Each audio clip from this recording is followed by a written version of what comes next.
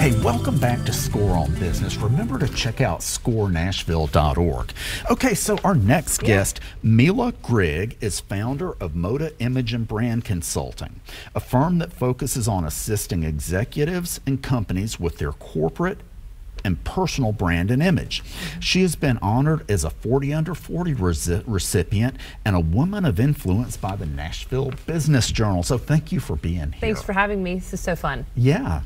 So tell us about a client you've worked with and what you were able to help them achieve. Yeah. So I started the company because I have a passion for helping people to be their best.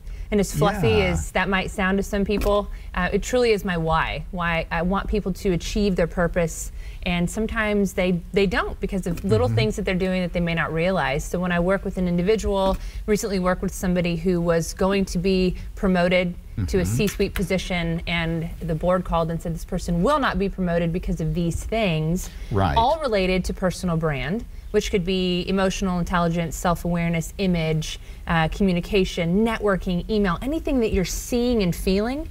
This person was experienced, intelligent, deserved the spot, and likable. Not everybody's likable. And so we worked on these things, and that person ended up being promoted. So.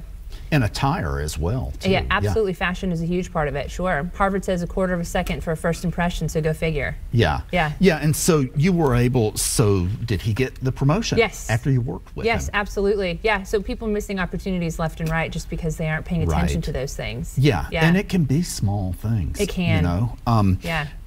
I'm an entrepreneur, and any entrepreneur is in sales, but I have been in sales my whole career. Sure. You always are taken to a meal so they can see if you have table manners. That's exactly right. Sometimes they have someone run out to your car just to check that it's clean. Yeah.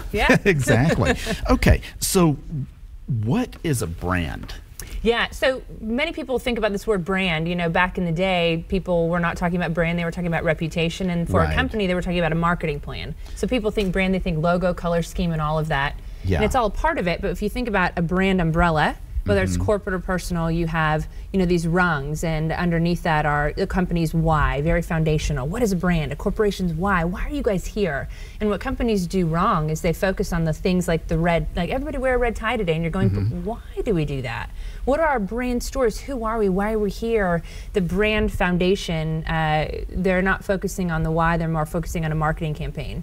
So brand is the very essence of why a company is created.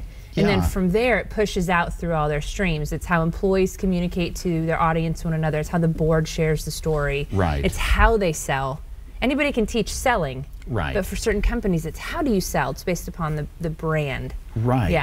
Yeah, so it's kind of the essence of when someone thinks of who you are, whether that you as an individual or you as a company, what do they think of? Totally. Jeff Bezos says it's what people say about you when you're not in the room. Yeah, and it's separate. I mean, it's part of marketing, I suppose, but it is not the same. It's specific. Brand drives everything. It drives marketing, it drives culture, it drives why Target uses the red and UPS uses the brown. It literally should drive every decision, include be a filter for how any individual communicates every day.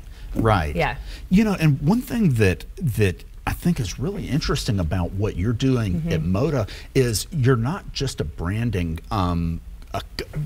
corporate branding. You also work with individuals. You work with entrepreneurs, both for their personal brand and the company brand.